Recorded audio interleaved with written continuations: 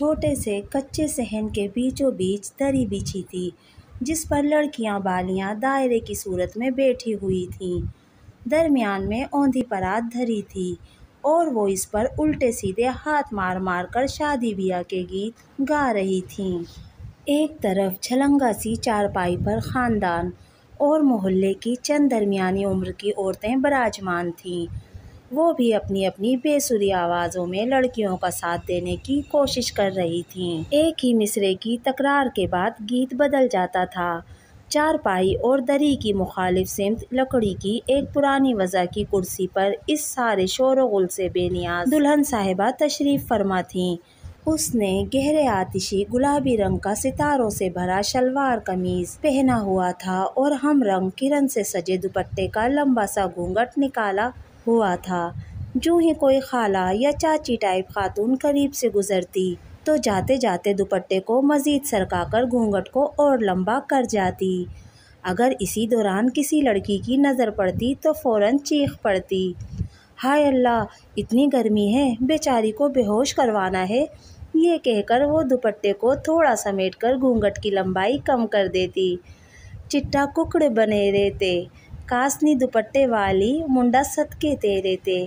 ایک من چلی لڑکی نے اپنی پاٹدار آواز میں تان لگائی تو امینہ بیگم فوراً گھبرا کر کچن سے نکلی۔ ارے آہستہ کم بختو، مولانا صاحب بہت ناراض ہوں گے، خبردار آواز گلی تک نہ جائے۔ ارے خالہ، شادی والا گھر ہے، آج تو کچھ رعایت دے دو۔ لڑکیوں نے ان کی وارننگ کو قطعاً نظر انداز کر دیا۔ اتنے میں باہر سے ایک دو پٹاخوں کی آواز آئی، ساتھ ہی دوڑتے بھاگتے قدموں کا شور سنائی دیا۔ دو تین بچے آندھی طوفان کی طرح اندر داخل ہوئے اور ایک ساتھ نعرہ مارا، بارات آ گئی، بارات آ گئی۔ لڑکیوں میں کھلبلی سی مچ گئی۔ چلو چلو، چھت پر چڑھ کر دیکھتے ہیں، دولہا سامنے سے آتا ہوا دکھائی دے گا، ایک لڑکی نے تجویز پیش کی اور پھر سب کی سب دھڑ دھڑ کرتی ہوئی سیڑھیاں چڑھنے لگیں۔ گٹھری سی بنی دلہن میں ذرا سی جنبش ہوئی اور اس نے اپنا جھکا ہوا سر مزید جھکا لیا۔ صبح سویرے کا وقت تھا۔ وہ چولہے کے پاس دھری چوکی پر بیٹھی گرما گرم پراٹھے پکا رہی تھیں۔ تمام بچے ان کے قریب ہی چٹائی پر بیٹھے رات کے بچے سالن اور دہی کے ساتھ پراٹھے نوش فرما رہے تھے۔ انہوں نے ایک دفعہ پھر ایک طائرانہ نظر ڈالی۔ گڈو، پپو، منجلی، چھوٹی سبھی موجود تھے، فقط بڑی والی رانو ہی غائب تھی۔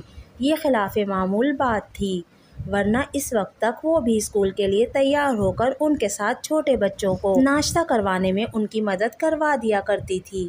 انہوں نے ایک دو دفعہ اسے اونچی آواز میں پکارا بھی، مگر جواب ندارد۔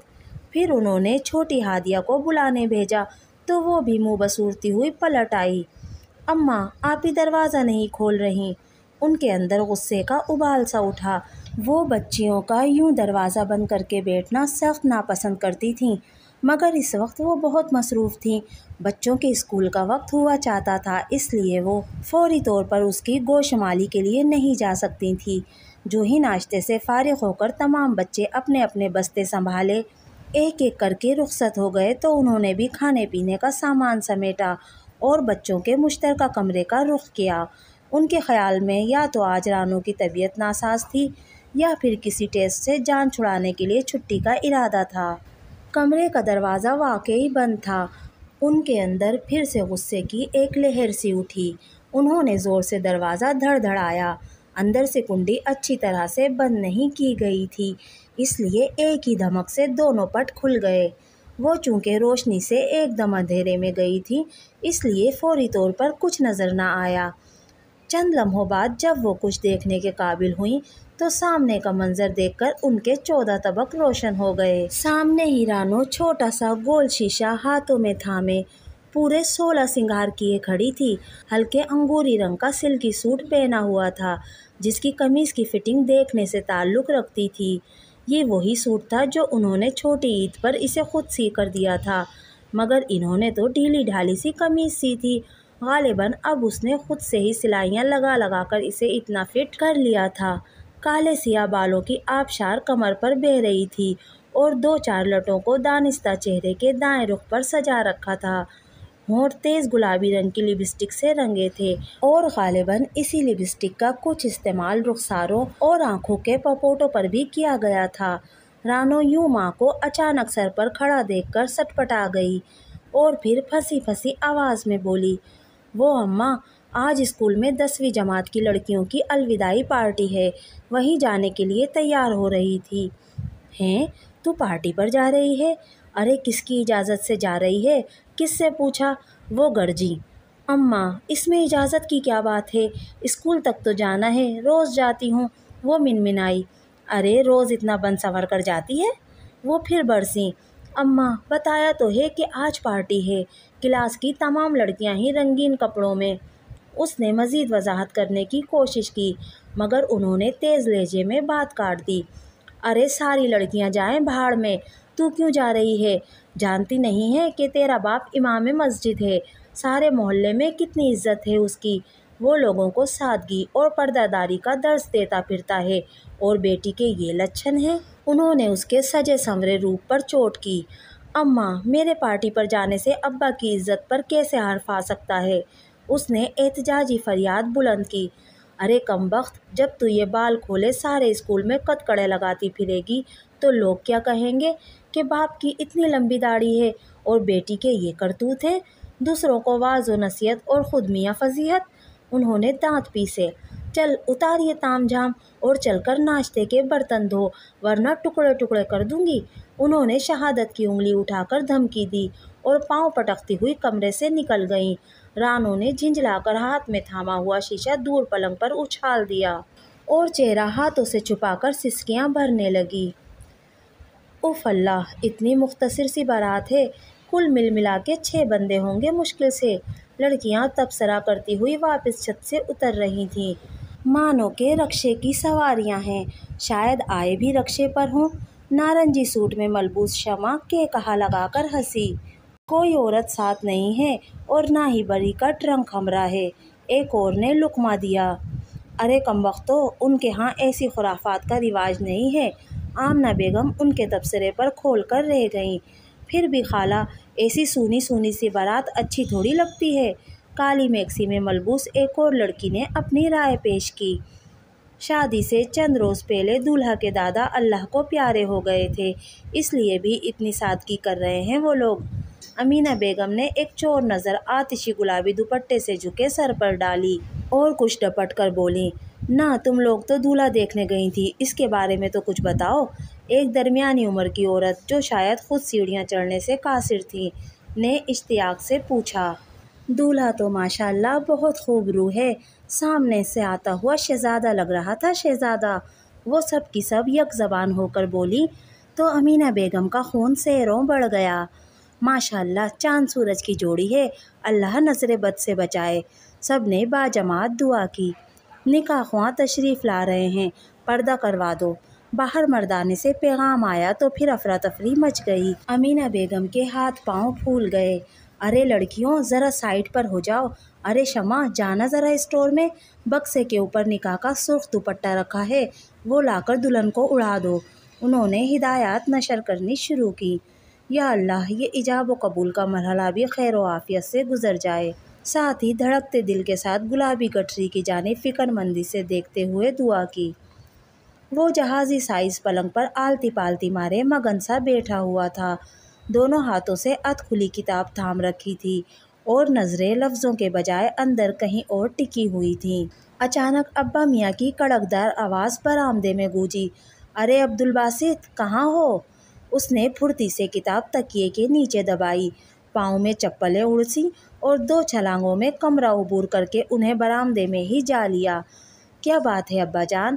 وہ مؤدب ہوا۔ ارے کمرے میں گھسے کیا کر رہے تھے گھنٹہ بھر سے؟ انہوں نے عام سے لہجے میں استفسار کیا۔ ابا جان، ٹیسٹ کی تیاری کر رہا تھا۔ دل لگا کر پڑھائی کرنا، اس بار ماسٹر صاحب کی کوئی شکایت نہ سنوں میں، انہوں نے پیش کی اطلاع دی۔ جی ضرور، وہ مزید مؤدب ہوا۔ ہاں، میں عبدالقدوس صاحب کی بیٹی کا نکاح پڑھانے جا رہا ہوں، دیر ہو جائے گی۔ تمہاری اماں اور آمنہ بشیر بھائی کے ہاں گئی ہوئی ہیں، گھنٹے 2 گھنٹے بعد ان کو لے آنا۔ جی اچھا، اور ہاں سنو، وہ جاتے جاتے پھر پلٹے، ایک بار دستک دینے کے بعد دروازے کی جانب پشت کر کے کھڑے ہونا تاکہ اچانک دروازہ کھلنے پر کوئی بے پردہ نہ ہو۔ ٹھیک ہے جی۔ اور یہ تم نے اتنی گرمی میں اتنا بڑا سا ٹوپا کیوں چڑھا رکھا ہے سر پر؟ دماغ پگھل جائے گا۔ سفید رنگ کا صافہ باندھا کرو۔ ایک اور نصیحت۔ اچھا جی۔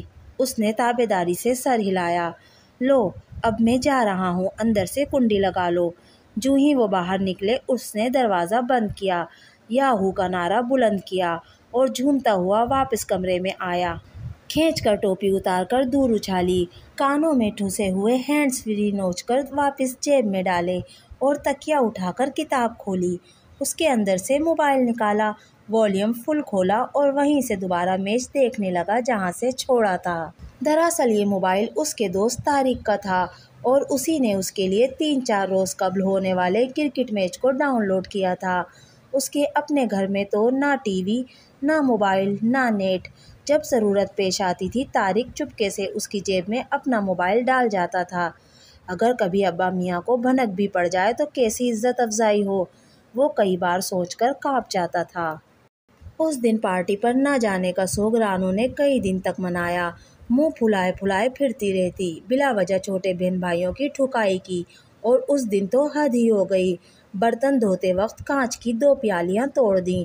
اماں کئی روز سے نظر انداز کر رہی تھیں، آج بازو سے پکڑ کر پاس بٹھایا اور دھیرے دھیرے سمجھانے لگیں۔ دیکھو رانی، ماں باپ اگر کسی چیز سے منع کرتے ہیں تو وہ بچوں کے فائدے کے لیے ہی سوچ رہے ہوتے ہیں۔ عزت کمانا بہت مشکل ہے، برسوں لگتے ہیں، مگر ذرا سی لغزش سے برسوں کی کمائی ہوئی عزت ریت کی مانند ہاتھوں سے پھسل جاتی ہے۔ ہماری محلے میں ہر چھوٹا بڑا قدر کرتا ہے، اسی عزت کو سنبھالنے کے لیے ہر قدم پھونک پھونک کر رکھنا پڑتا ہے۔ اگر ہمارے گھر کی لڑکیاں یوں بن سنور کر بے پردہ پھریں گی تو کتنا برا تاثر پیدا ہوگا۔ اماں، میں بے پردہ کب جا رہی تھی، آپ کی موٹی چادر اوڑھ کر ہی جاتی۔ رانو کے زخم پھر سے ہرے ہو گئے۔ مگر وہاں اسکول جا کر تو چادر اتار ہی دیتی۔ پھر لڑکیاں اپنے اپنے گھروں میں جا کر باتیں بناتی کہ امام مسجد کی بیٹی خود تو اتنے فیشن کر کے آئی ہوئی تھی، جبکہ دوسروں کو وہ سادگی و قناعت کی تلقین کرتے نہیں تھکتے۔ انہوں نے پھر رسان سے سمجھایا، کون سے فیشن اماں، اتنی سی لپسٹک ہی تو لگائی تھی۔ وہ آنکھوں میں آنسو بھر لائی۔ جو بات تمہارے نزدیک اتنی سی ہے نا، وہ لوگوں کی نظر میں بہت بڑی بن جاتی ہے، کیونکہ وہ ہماری ہر حرکت اور سرگرمی کو باریکی سے دیکھ رہے ہوتے ہیں۔ انہوں نے اپنے دوپٹے کے پلو سے اس کی آنکھیں خشک کی اور پیار سے گلے لگا لیا۔ بہت اچھا کیا جو آپ خود ہی ملنے چلی آئیں صفیہ آپا، مجھے تو گھر کے کام دھندوں سے ہی فرصت نہیں ملتی، چھوٹے چھوٹے بچوں کا ساتھ ہے، یہ اپنی رانی بھی اسکول سے آ کر زیادہ مدد نہیں کروا پاتی۔ وہ صفیہ آپا اور آمنہ کو دیکھ کر کھل اٹھی تھیں۔ خالہ جان، رانو ہے کہاں اس وقت، نظر نہیں آ رہی؟ آمنہ ان کی باتوں سے بور ہو کر پوچھ بیٹھی۔ اپنے کمرے میں سو رہی ہے کب سے، جاؤ بیٹی خود ہی جا کر اپنی سہیلی کو اٹھا دو۔ وہ کمرے میں داخل ہوئی تو رانو اپنا دوپٹہ منہ سر پر لپیٹے پڑی تھی۔ آمنہ نے ذرا سا دوپٹہ سرکایا تو وہ ہڑبڑا کر اٹھ بیٹھی۔ ارے آمنہ، تم کب آئی ہو؟ وہ فوراً گلے لگ گئی۔ ابھی کچھ دیر پہلے ہی میں اور اماں آئے ہیں، وہ خوش دلی سے بولی۔ اچھا، تم ادھر ہی بیٹھو، میں خالہ جان سے مل کر آتی ہوں۔ اس نے دوپٹہ اچھی طرح سے اوڑھا، باہر جا کر خالہ کو سلام کیا، پھر کچن میں گئی، شربت بنایا اور کچھ پھل نفاست سے کاٹ کر 2 پلیٹیں سجائیں۔ پھر باہر پہلے خالہ اور اماں کے سامنے کھانے پینے کا سامان رکھا اور پھر کچھ آمنہ کے لیے اندر کمرے میں لے آئی۔ آمنہ، تم نے اچانک اسکول کیوں چھوڑ دیا؟ ہم سب تمہیں اتنا مس کرتے ہیں۔ کیا بتاؤں رانو، استانی جی کی انگریزی سمجھ میں نہیں آ رہی تھی، لگتا تھا کہ پھر فیل ہو جاؤں گی، اس لیے سلائی سینٹر میں داخلہ لے لیا ہے، اب کپڑوں کی کٹنگ اور سلائی سیکھ رہی ہوں۔ یہ دیکھو، اپنی قمیض خود سی کر پہنی ہے۔ اس نے دوپٹہ ہٹا کر فخریہ اپنی قمیض دکھائی۔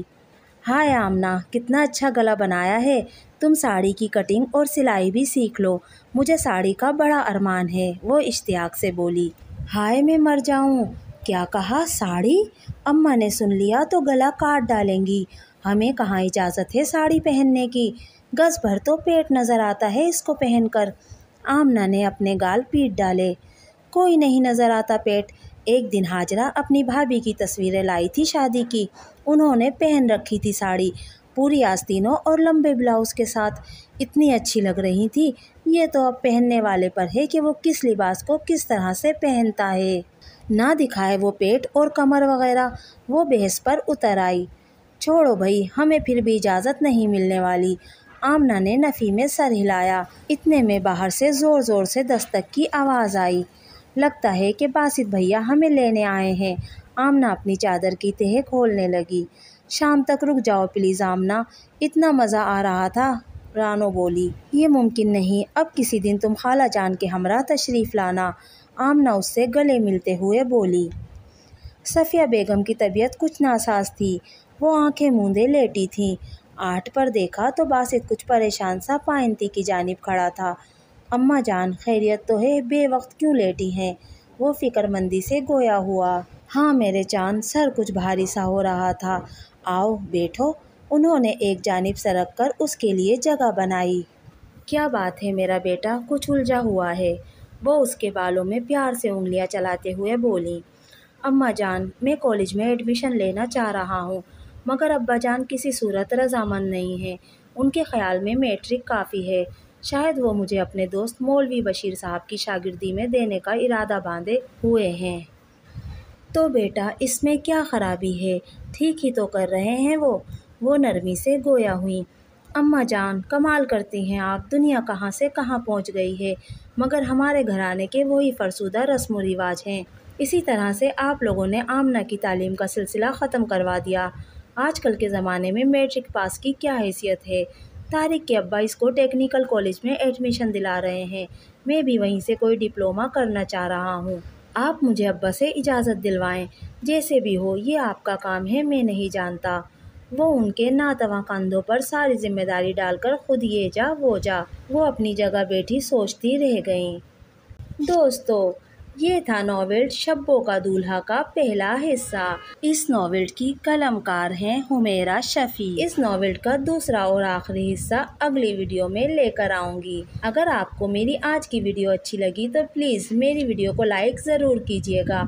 आपकी वीडियो लाइक करने से मेरा हौसला बढ़ जाता है।